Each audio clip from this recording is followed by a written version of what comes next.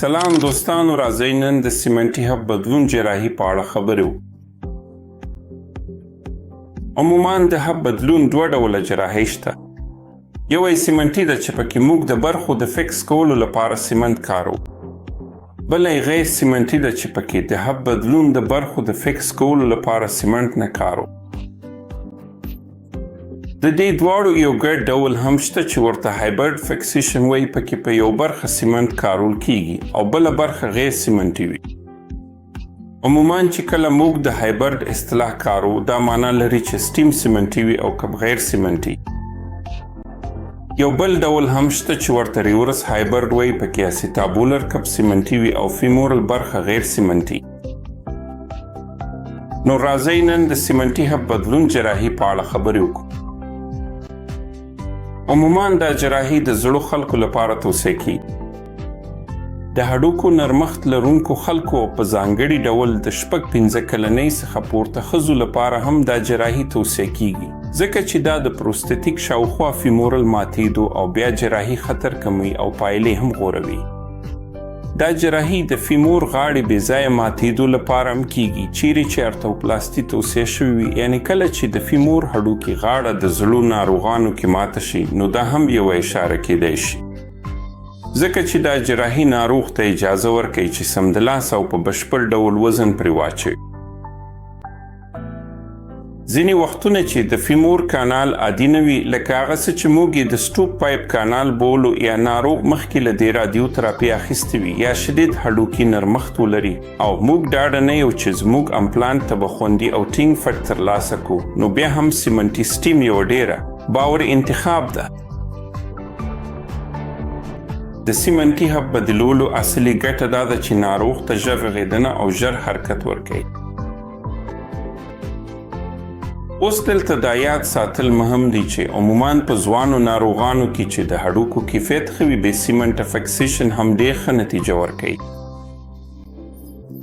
خو په زړو اوستیوپروټیک ناروغانو کې اکثره موږ سیمنټي فکسیشن ته ترجیح ورکوو.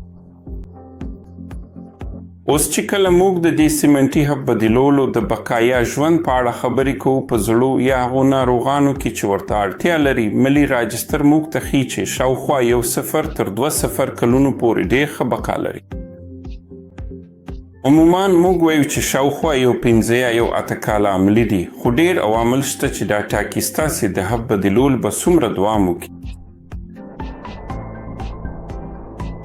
عموماً کله چې موږ د دې عواملو خبره کوو، اساسي خبره دا ده چې دا پورې اړه لري چې ناروغ به دا هب امپلانټ څنګه کاروي چې موږ یې لګو. لکه د ناروغ عمر چې موږ مخکې پرې خبرې کړې دي. د جنسونو ترمنځ هم یو څه توپیر شتون لري. ښځې معمولا په کم عمر یا وروسته بیا کتنې ته اړتیا لري. د نارینه‌وو په پرتله لږ مخکې. همدارنګه شکر ناروغي په ټولیزه توګه د ژوندي پاتې کېدو اغیزه کوي.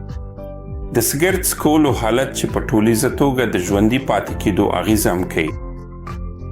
البته د امپلانټ انتخاب او تخنیک هم توپیر رامنځته کوي. د امپلانټ تخنیک څخه زما مطلب د امپلانټ اجزاو مناسب ځای پر ځای کول دي. دا په دې اغیزه کوي چې عمومي پایله به څنګه وي. همدارنګه موږ به د کوم ډول ډیر ډیزاین وکارو، آیا دا یو ټیټر سلم دی یا یو مرکب بیب، او نور مواد هم شته. او ډیر مواد هم شته، لکه موږ د سیرامیک یا فلزي برخې یا فلزي هب کارو، یا موږ پولیمر کارو. نو کله چې موږ د سیمنټ شوي هب بدلولو د عمومي نښې او ژوندي پاتې کېدو په اړه خبرې کوو، معمولا دا یوازې د زړو ناروغانو لپاره ساتل کیږي.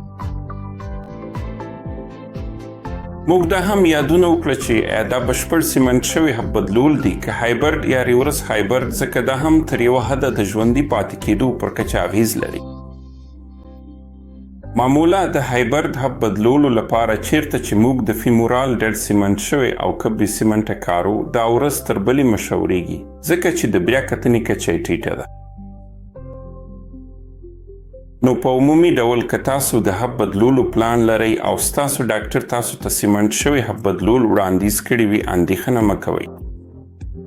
په خپل ډاکټر باور وکړئ ځکه چې ستاسو باور په خپل ډاکټر خورا مهم دی. همدارنګه تاسو باید په خپلو عواملو لکه وزن تمرینونو کار وکړئ ترڅو د سګرټ څکولو څخه مخنیوي وکړئ. دا عوامل به ستاسو د حب د بدلولو جراحي د ژوند په زیاتولو کې مرسته وکړي.